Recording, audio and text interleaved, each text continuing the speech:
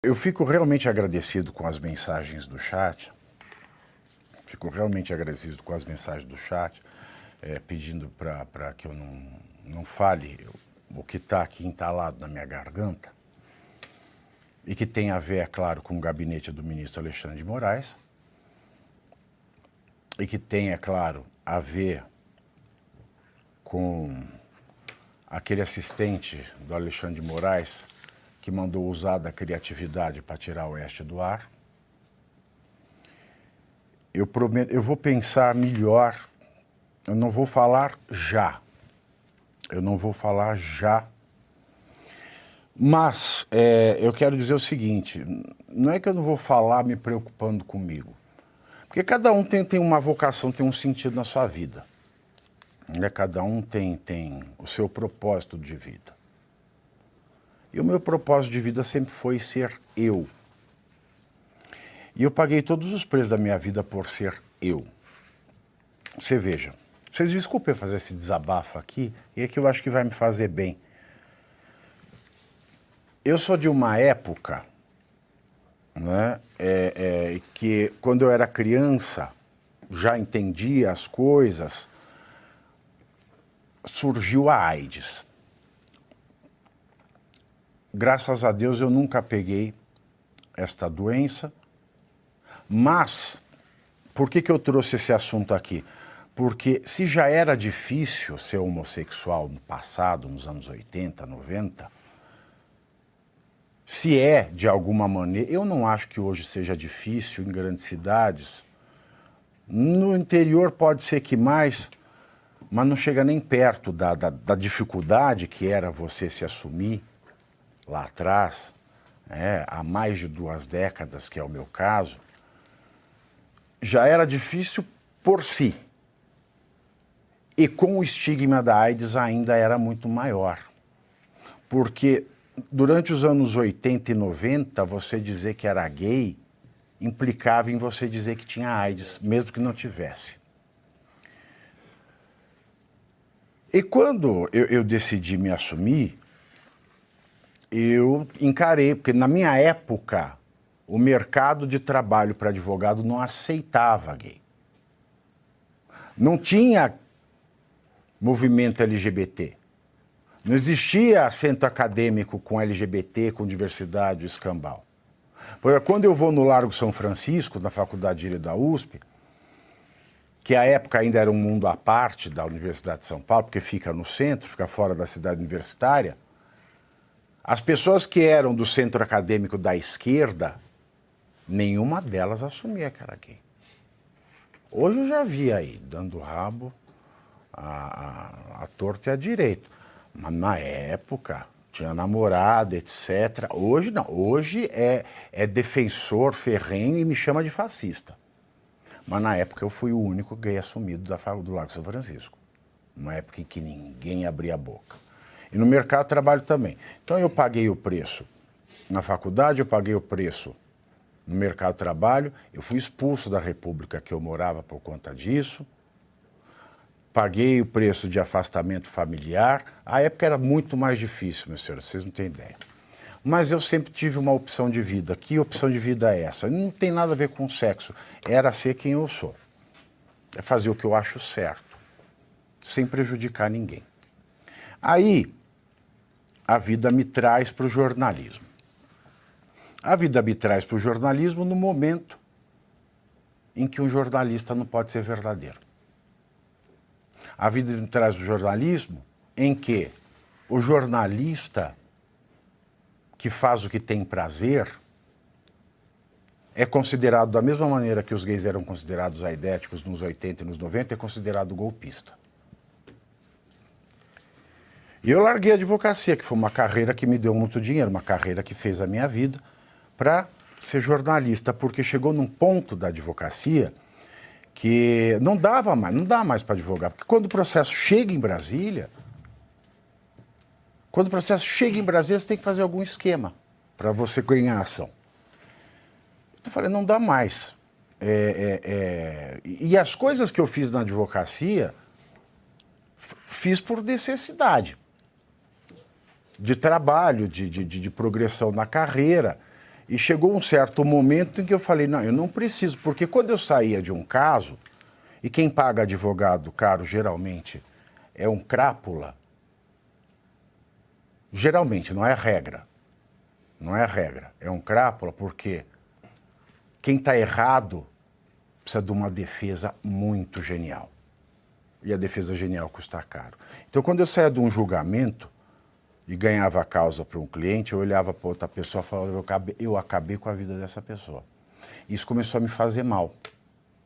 Isso começou a me fazer mal porque quando eu era criança, aí eu volto um pouco para a infância, né, que tinha aquela coisa de ser gay, ter medo de assumir na puberdade, da adolescência, e quando eu queria ser padre, né, porque, para falar bem da verdade, a maioria dos meninos do interior que não aceitam ser gays ou casam para trair esposa ou viram padres, que é um ambiente meio seguro para você não renunciar à sexualidade.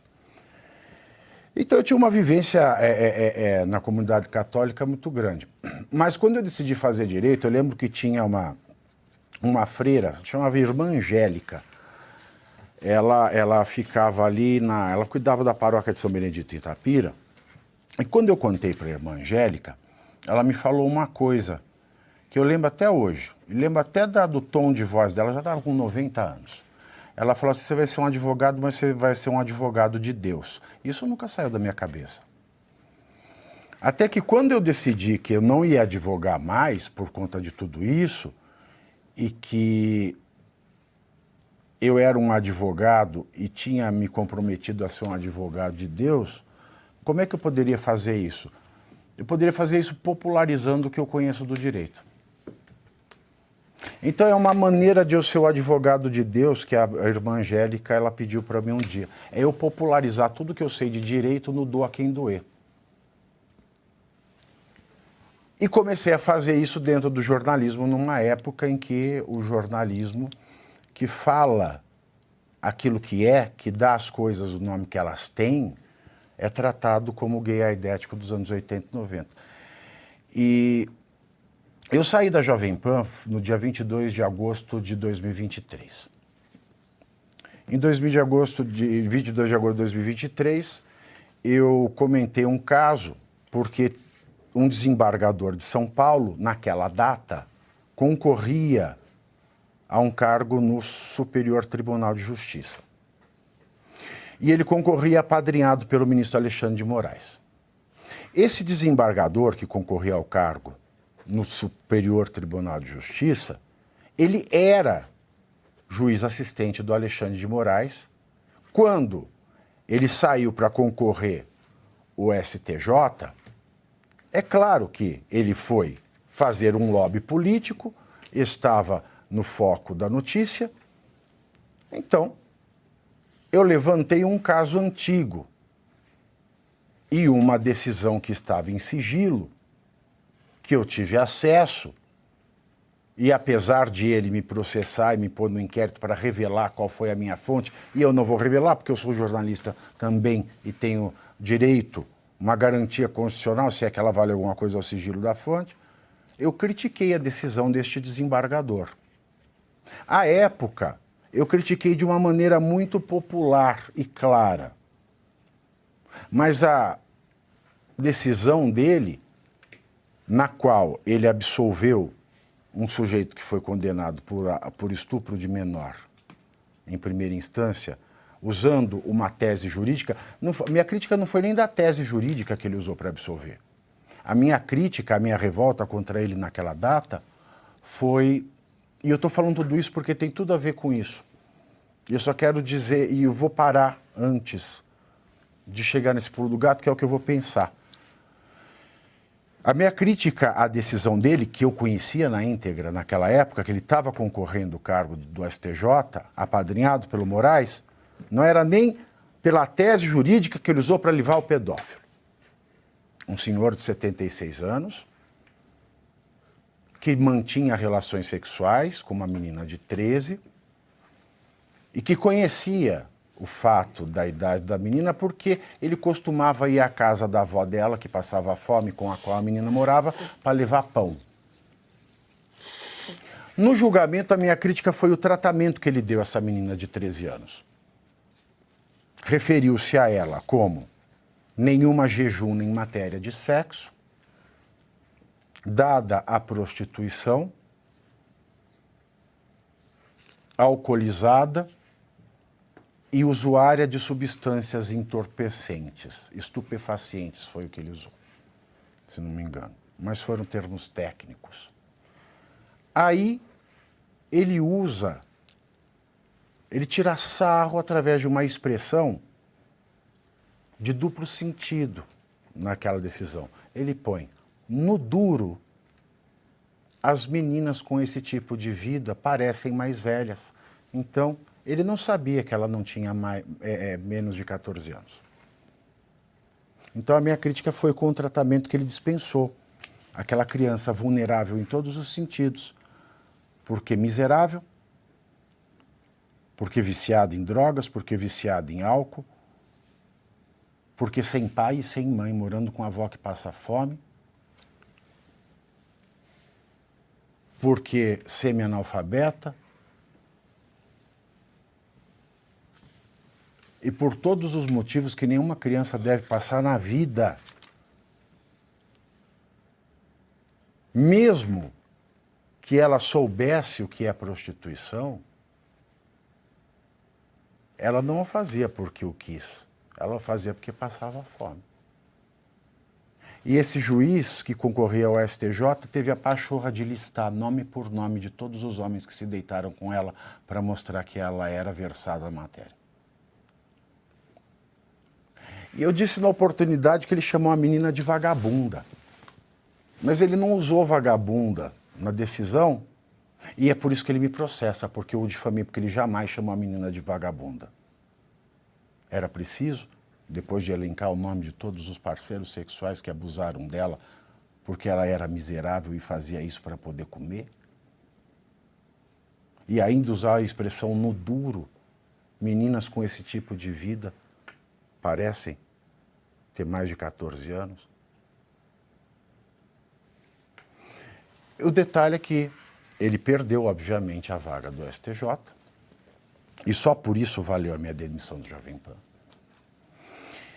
E ele voltou a trabalhar com Alexandre de Moraes. E no mês passado, em agosto, saiu a Vaza Toga. O que teve a Vaza Toga? Esse juiz é o juiz Ayrton Vieira, que aparece na primeira série das reportagens da Vaza Toga, pedindo ao Eduardo Talhaferro um relatório para prejudicar as revistas golpistas como a Oeste, palavras dele.